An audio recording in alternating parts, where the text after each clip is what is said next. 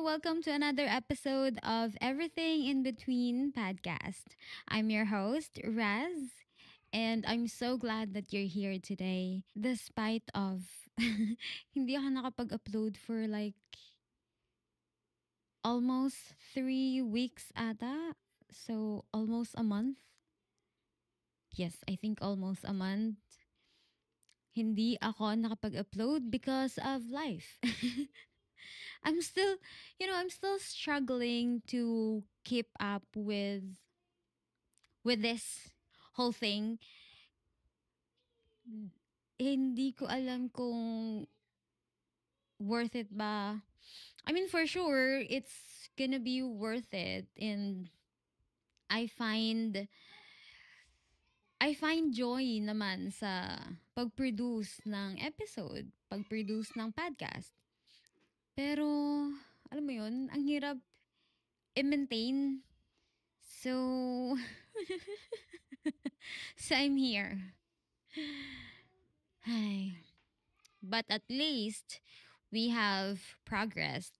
And recently, I am forced to define progress. It feels like I have to define progress on my own. So we'll talk about that in the coming episode. I'm thinking to post that maybe next year.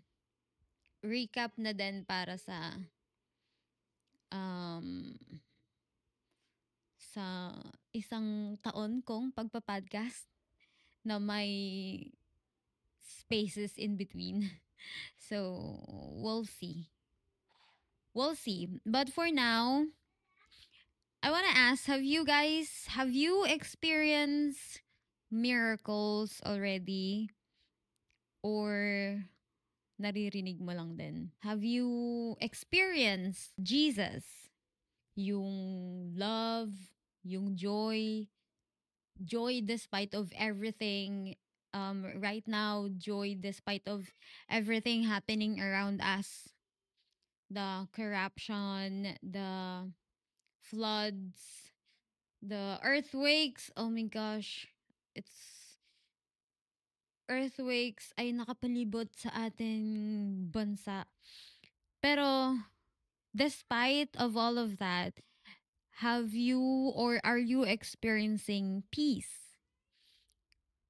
that hindi mo alam kung saan galing, yung peace na hindi mo ma-explain? Well, that's what the Bible says. That's that's what Jesus says. The Lord gives us peace that surpasses all understanding. So, yan. That's experiencing Jesus. How about, yun nga, as I've mentioned kanina, yung miracles. Have you experienced miracles? Yung miracles in provision, miracles in physical healing, miracles in relationship, yung sa atin in human perspective, parang hindi na maayos yung relationship. Pero because there is Jesus entered the relationship, kaya na-salvage pa. So, yun. Na-experience niyo ba yun? Let me know in the comments. Kasi ako, I've experienced provision, physical healing.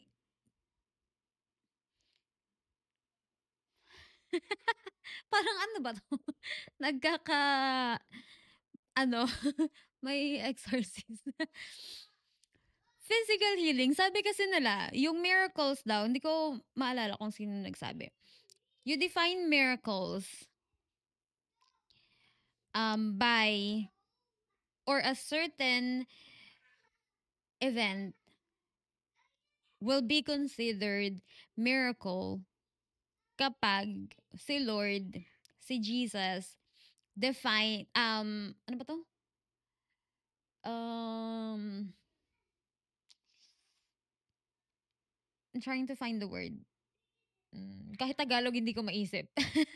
Hindi ko maisip yung Tagalog word. Wait. Defy. I think that's the word. You will only consider an event as a miracle if Jesus or God defy the law of nature. So, syempre, yun nga sa healing, kapag halimbawa, let's say, lagnat, it will take days, 'di ba? Parang masyado yata mababaw yung ano yun, yung example na lagnat. So, let's say cancer na lang. So, kapag cancer, kapag gumaling ka from cancer, hindi siya considered miracle. Kasi you went through the process of like chemo and everything na proven by science na this therapy therapy this therapy will heal you. Eh, di ba marami na rin naman talagang gumaling sa chemo. Ngayon, mako-consider na miracle yung paggaling mo sa chemo is if nakataan ka ng cancer and then all of a sudden nawala. So, ganun daw yung miracle kapag the Lord defy the law of nature. O, meron akong napanood na miracle, nagpa-baptize siya, and then pagka-ahon niya, siya ay legally blind for 8 years. So, nagpa-baptize siya, in-accept niya si Jesus, and then nung pagka-ahon niya, unti-unti daw nagkaka-light yung vision niya until nakita niya na lahat nung mga tao sa harap kasi nasa stage yun eh. Tapos sabi niya dun sa pastor na I can see. So I can see things. Yun yung sample ng miracle. Kasi all of a sudden, bigla siyang nakakita. And the reason why I'm sharing that is because I want to experience miracle. I have experienced several miracles before, like yung sa provision ko, like hindi ko alam kung saan galing yung mga pera, looking back, and then, um, yun yung parang pinaka-obvious, yung sa provision. And so, my goal right now is to be so close with Jesus that I get to experience firsthand yung mga miracles. He's supernatural being. So, that's my goal right now. Kaya, sinuseryoso ko yung mga pagbabasa ng Bible, and then, I'm trying to practice now yung maging in tune sa Holy Spirit. Yun. Kasi, yun, we'll talk about that later. Kung paano mo ma-experience firsthand si Jesus. Kagaya ng ating title today. Experience Jesus firsthand. So, ano ba yung mga miracles ni Jesus? I love to talk about this. So, isang example ng miracles niya ay, I think pinakaunang recorded na miracles niya, which is yung water turned to wine. Doon sa water turned into wine, ang nakakaalam nung miracle na yun is yung mother niya, yung servants na nag-pour out ng water sa jar, and then, siguro yung ibang mga disciples din. Pero although hindi naman na-record sa Bible kung nalaman ba ng disciples. Pero I'm just assuming. Diba? Tapos yung mga, eto kasing water turned into wine, nangyari to sa isang kasal. So, yung mga guests doon, hindi nila alam na miracle happened that very moment and nandun ka. Pero hindi mo alam na yung wine na iniinom mo was part of a miracle. And then next, yung Jesus feeding the 5,000 men. Rapper pala. Yung Jesus feeding the 5,000 men. The Bible recorded men only. Hindi included doon yung women and the children. So itong mga taong to, hindi nila alam na yung tinapay na kinakain nila is part ng miracle.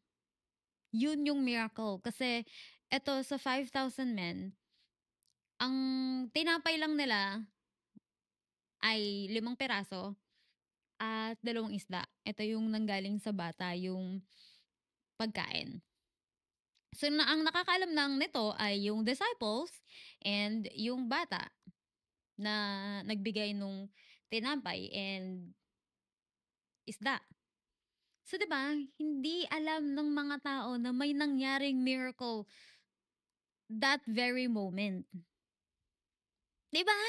Are you following me? I'm so excited with this kasi ang daming miracles ni Jesus and mostly ng mga tao sa paligid niya hindi alam. Karamihan sa mga taong nakapaligid sa kanya, hindi alam na may nangyaring miracles. Parang ganon. And then, next one is Jesus feeding the 4,000 men. Ito ay iba naman. Marami kasing sumusunod sa kanila. So, si Jesus as someone who is loving, sabi niya, I don't want to send these people home nang hindi sila pinapakain. And so, sabi ng mga disciples, saan tayo kukuha ng pagkain? Ganito lang yung ano natin. So, sabi ni Jesus, ano bang meron dyan?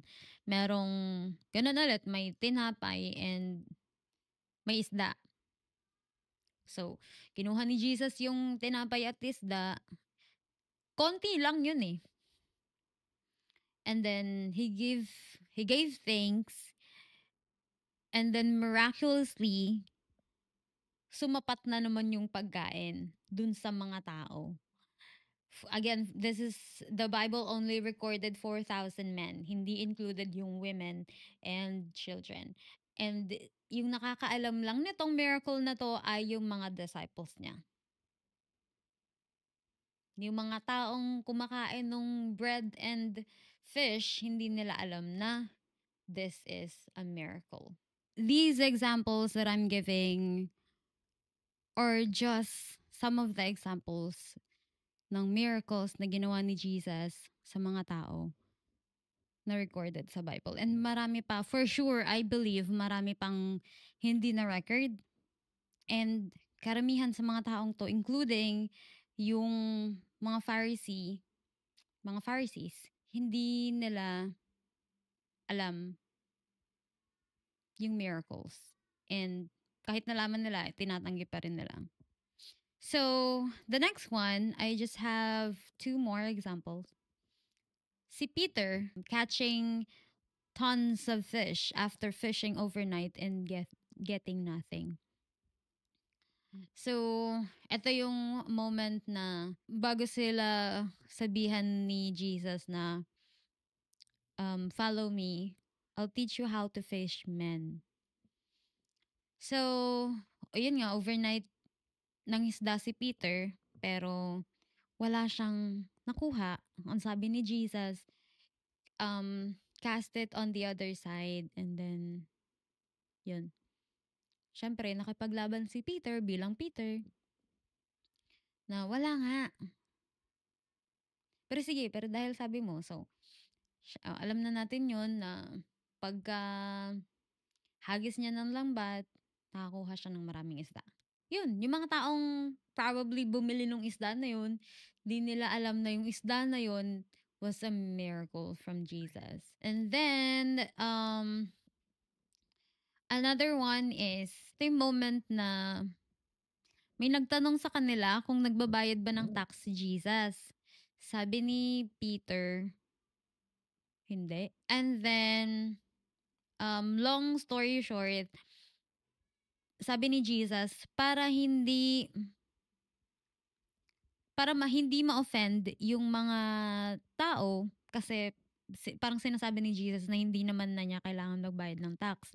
Pero para hindi ma-offend yung mga authority and to show a good example din sa mga tao na to show respect sa authority, inutusan ni Jesus si Peter na mamingwit ng isda.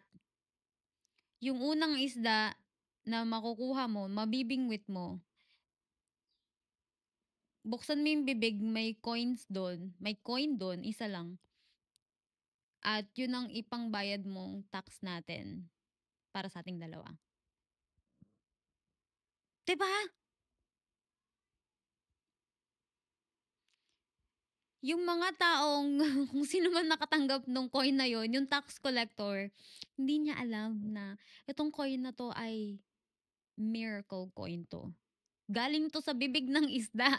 Ganun yung goal ko ngayon na I want to be so in tune with the Holy Spirit that I get to experience miracle firsthand, experience it for myself, or be the messenger of that miracle, be the medium for that miracle to happen. Ganon. But you know what I noticed with all of these miracles? You know what's common in them? And this is exactly what we need to do in order for us to experience Jesus firsthand. Any guess? I'll wait. Most common in them is obedience. Yun ang pinaka-importanting aspect para ma-experience yung miracle ni Jesus or maging way para mangyari yung miracle. Obedience. And oh boy, napakahirap ng obedience. Napakahirap ng obedience. Lalo sa akin na I'm a strong-willed child. I need the that thing to be logically, I need things to be explained logically. Parang ganon. I need to know the reason behind why you're telling me to do this. I need a reason kung bakit ko kailangan gawin yung mga certain things. So, napakahirap ng obedience kasi sometimes, like, eto, for example, I'm doing this podcast. And then, in this process, I feel like nauubos yung oras ko. I feel like I can do something, other things,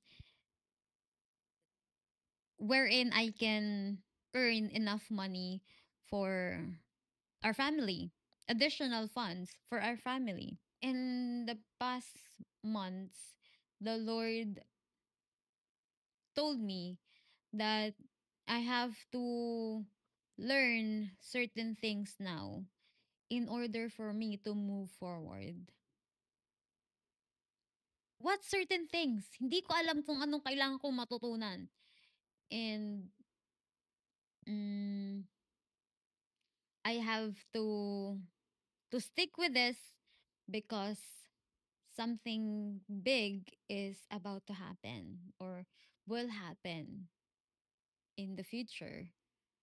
Once na, alam mo yun, parang level ng laro na kailangan ko muna matutunan 'to para mapunta ako sa next level. Naririnig niyo pa ba ako? Pero, 'di ba, like hanggang kailan ko kailangan nandito sa level na 'to para maka-move forward ako sa next level. So, ang hirap niya. And I know na ikaw din marami kang experience about having deep what is wrong with my tongue today? Lagi akong nahihirapan magsalita. I think isisi natin sa brace, no? Yun, I also believe na ikaw din you have an experience with struggling to obey, and so you can agree with me na mahirap sumunod. Nahihirapan nga tayo sumunod sa magulang natin eh, 'di ba? Pinapaghugas lang tayo ng plato. No. Ah, pero 'yun, napakahirap niya. Speaking of obedience, meron ito recently lang. Okay, so nalobat ang aking camera. I had to set up again. So anyway, as I was saying, what was I saying? So ito nga experience recently.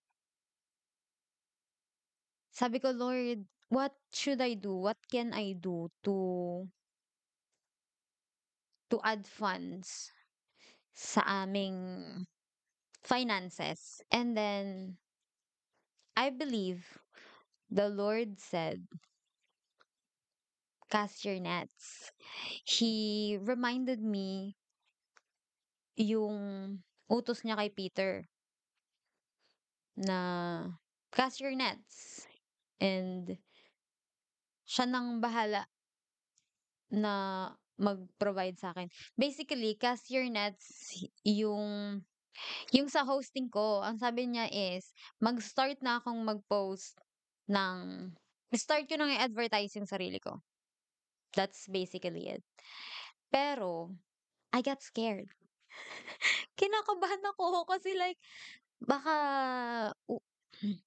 okay.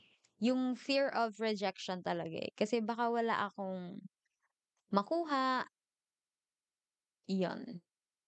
So, ang ginawa ko, well, I still cast the nets, pero ang pinag-post ko is yung husband ko. Eh, hindi naman sinabi ni Lord na, "Utusan mo yung husband mo na i-cast yung nets." Utusan mo yung husband mo na mag-post ng hosting post para sa'yo. And incomplete obedience is still disobedience, 'di ba? And so, wala akong na-receive na, ano ba 'to, inquiry about that. Basically, wala akong nakuhang clients from that post. So, I don't know now kung ano sanang nangyari. 'Di ko na alam ngayon kung what could have had happen kung ako yung nag-post nun, 'di ba? So, kung gusto mo maka-experience ng miracles, you have to obey. Kung sinabi ni Lord na tumayo ka, kumpilay ka, ta's sinabi niyang tumayo ka, hindi mo siya tatanungin na, "Are you sure?" Pilay kasi ako, eh. So like, 'di ba? Kung sinabi ni Lord na i-cast mo yung nets mo, you have to do it. I'm talking to myself. Para sa akin talaga 'tong topic na 'to, eh. And babalikan natin 'to every time na may pinapagawa sa'kin si Lord. Kailangan nating i-remind yung sarili natin na, "Oh, obey," 'di ba? Sabi obey, which is mahirap. Pero nothing is impossible with God. As long as we remain in Him, we can do what He wants us to do. Imagine kung etong yung mga miracles na minention ko kanina, imagine kung si Peter hindi niya sinunod si Jesus na mag-cast ng nets and umalis na lang siya, like sabihin niya, "Ano ba naman 'to? Sinabi ko na nga sa kanya na wala akong nakuha buong magdamag tapos kakas mo sa'kin yung nets, eh, di bahala ka diyan, ikaw mag-cast niyan, alis na ako." Imagine kung gano'n yung ginawa niya or kaya halimbawa yung bingwit siya ng fish ni Jesus. 'Di ba imagine kung hindi niya sinunod 'yun, makakakuha kaya siya ng coin doon na pambayad sa ano nila, sa tax nila. And yung sa bata, imagine kung like hindi siya nag-trust, hindi siya nag-obey dun sa bread niya kasi hiningi yung bread niya. Imagine kung hindi niya binigay yun at sinabi niyang, "This is what I only have. Ito lang yung meron ako. Paano kung ano 'to, wala na akong kakainin mamaya or like 'pag pauwi ako." So, 'di ba? So, imagine kung yung mga yun ay hindi nag-obey, walang miracle na mangyayari. So, that's my heart at right now. Jesus will not won't be able to display his power, his miracle dun sa moment na yun kung yung bata ay hindi naman ibinigay yung tinapay niya. So, yan, that's my goal right now. I want to be so close with Jesus that I get to experience this type of miracles. Pero yun nga, kagaya nga ng sinabi ko kanina na naka-experience naman na ako ng mga miracles ni Jesus, yung mga provision niya, yung um, sa degree ko, provision niya sa family, sa health, kapag may sakit si Sean, lagi kong sinasabi na, "Oh Lord, bahala ka diyan, anak mo 'yan. Ikaw pagalingin mo na 'yan." But I want more. We want more. 'Di ba? I want more of Jesus. I want to experience more. And this is exciting kasi, ewan ko, parang ito yung sa mga lately, in this season sa buhay ko, ito yung mga bagay na nilo-look forward ko. Yung mga bagay na nagpapakilig sa'kin, gano'n. And also, these type of things, these events strengthens our faith. And I believe the reason why ang daming mga miracles na ginawa si Jesus nung kasama pa nila siya is to help them strengthen their faith. And yeah, even ngayon, kagaya nga nung minention ko kanina na um, legally blind siya for 8 years and then suddenly nakakita siya. I believe yung mga ganyang miracles, mga near-death experiences, those things happen because it strengthens someone's faith. But yun nga, in order for us to experience the magnificent power of Jesus, in order to experience Jesus firsthand, we gotta obey. Obedience is the key. Razel, obedience is the key. Ang cute. Kaya ko to. Kaya mo to, Lord. Help me.